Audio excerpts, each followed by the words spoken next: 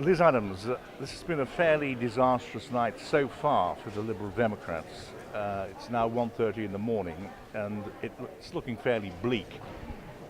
Why do you think that is? Well, at the moment we're still a bit unsure about exactly what's happening. We've got a few different exit polls to go on. There's a difference in what we're predicting between at least 20 to 30 seats, so it's really uncertain at the moment. A lot of the returning officers across the country are being extra vigilant this time because of the importance, so things like tallying and that hasn't been as efficient as usual, so we really don't know quite what we're looking at the moment. So before we start making any predictions, I think we need to wait a bit longer, unfortunately. If it has been a bad night for the Liberal Democrats, why do you think that will have been?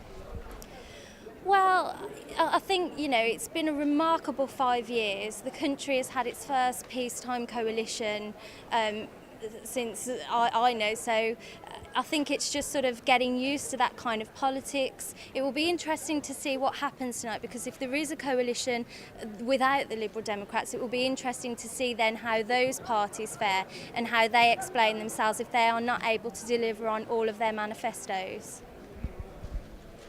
Your own personal experience of the campaign, how was that? Well, it was very enjoyable actually. I think there is a lot of engagement this time round. A lot of people especially younger people, it's been really bad in the last couple of elections with voter apathy. But this time round, I think people were more engaged. There were a lot of different factors at play this time. And especially in Stratford, I had a lot of people saying, for me, as a candidate that was quite different from the usual candidates, they were very pleased I was standing, and they were pleased to see somebody who wasn't your typical politician. Now, whether that's translated into votes at the ballot box, I don't know, because people do vote on the National Party, not just the person.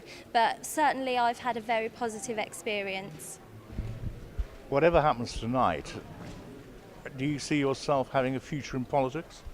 Certainly. I mean, my background is I'm very much involved in politics on campaigning around domestic violence, things that have happened to me growing up in a working class area, some of the injustices that I've seen. And so the reason that I've got involved in politics is because I feel that for a lot of people, most MPs just don't resonate with them. They don't understand what it's like for those people. So that's why I'm standing, and it's certainly something I'm going to be carrying on doing and trying to get justice for those people.